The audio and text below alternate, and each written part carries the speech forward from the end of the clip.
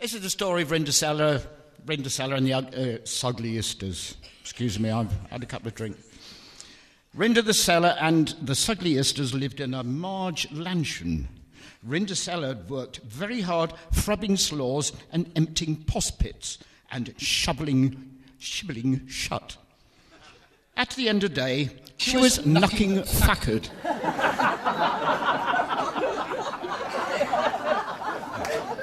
The Sugliest was a right bugly astards. One was called Mary Hinge, and the other was called Betty Swallows. They were real horrible huckers. They had fetty sweet and fetty swannies. The Sugliesters had tickets to go to the ball, but the cotton runts wouldn't let Rindercella go.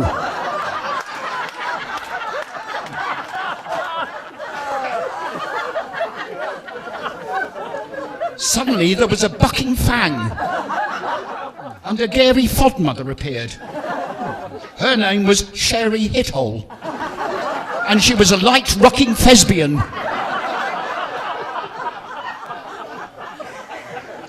She turned a pumpkin and 6 mite Weiss into a huge hugging huge farage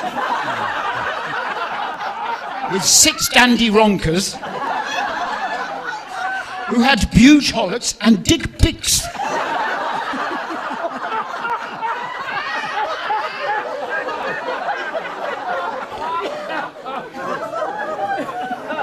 The Gary Fodmother told Rindercella to be back by dim light. Otherwise, there'll be cucking calamity.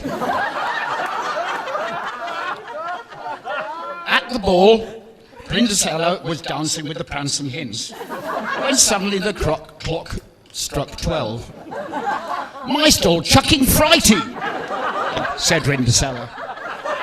And she ran out, tripping pass overallets, so dropping her last blipper. The very next day, the prancing hens knocked on Rindercella's door, and the Sugliesters let him in. Suddenly, Betty Swallows lifted her leg and left off a fig bart.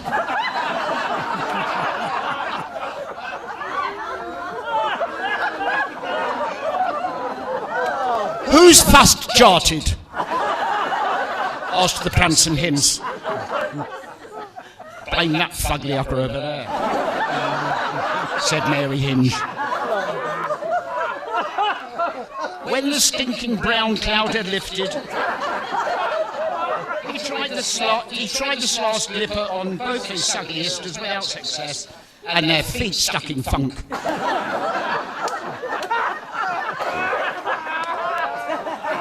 Betty Swallows was ducking disgusted, and gave the prancing hens a knack in the kickers.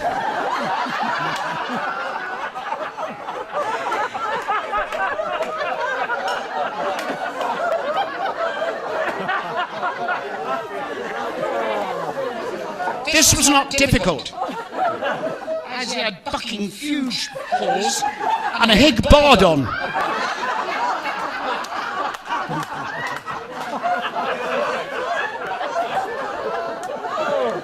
He tried the glass slipper on Rindercella, and it fitted fucking perfectly.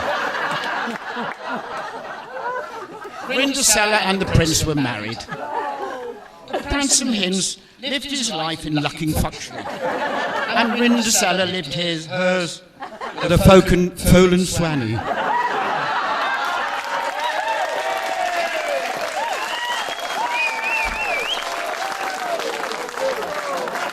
Bless him, he always talks like that.